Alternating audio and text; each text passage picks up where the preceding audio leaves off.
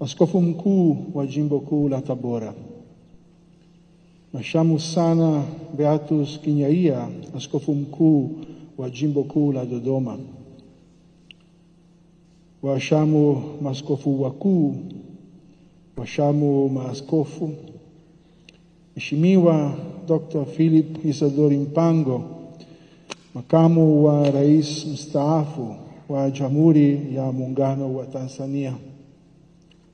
Waheshimiwa mapadri, watawa wa kiume na kike, wapendwa mashemasi na waseminari, waheshimiwa viongozi wa serikali na dini mbalimbali na taifa lote la Mungu.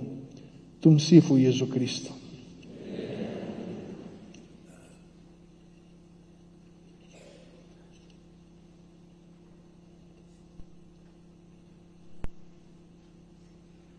Nikiwa nimejaa huzuni, nikiungana nanyi ndugu zangu wapendwa katika kanisa kuu la jimbo la Kondoa, katika wakati huu mgumu, ninahuzunika pamoja nanyi kwa kifo cha mpendwa wetu Mhashamu Bernardin Mfumbusa, aliyekuwa wa jimbo la Kondoa.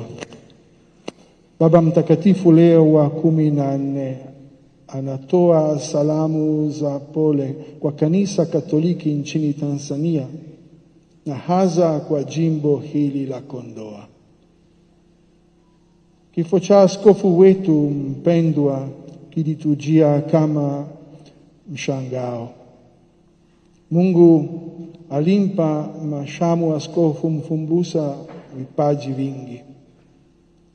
Aling'aa hasa kwa bidii yake ya kitaaluma kama mwalimu aliyeweza kuwafundisha wanafunzi wengi ambao pia wamekuwa wabobezi katika nyanja zao maalum.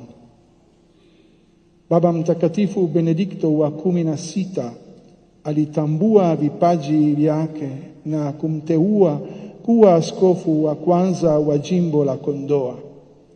Utume aliufanya kwa ari kubwa.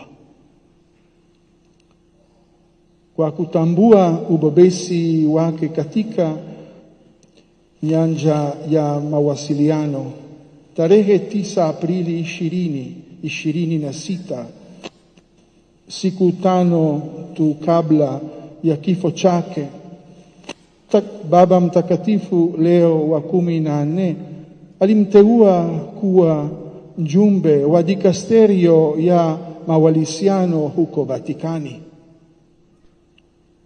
Chango wake katika ukuaji wa jimbo la Kondoa katika imani na kujitegemea hautasahaulika.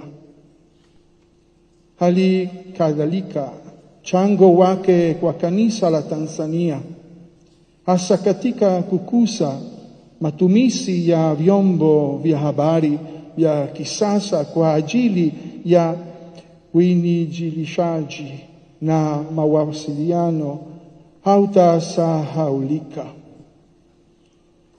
Elimu aliyoshirikisha wanafunzi wengi aliyowafundisha itaendelea kuwepo daima.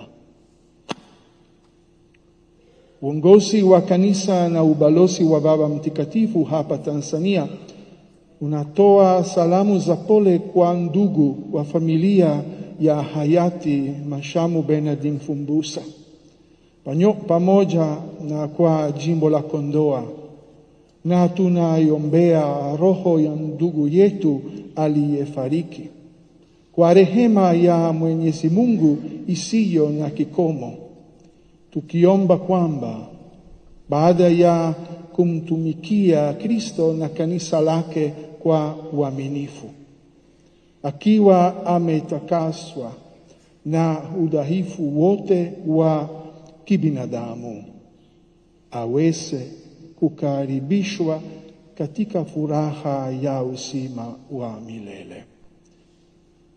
Raha ya milele umpe Bwana, apumzike kwa amani.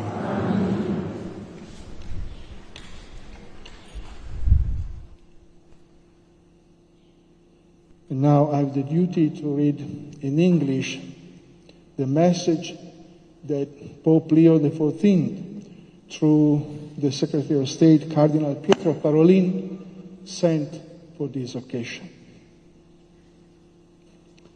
Saddened to learn the death of Bishop Bernardine Francis Mfumbusa,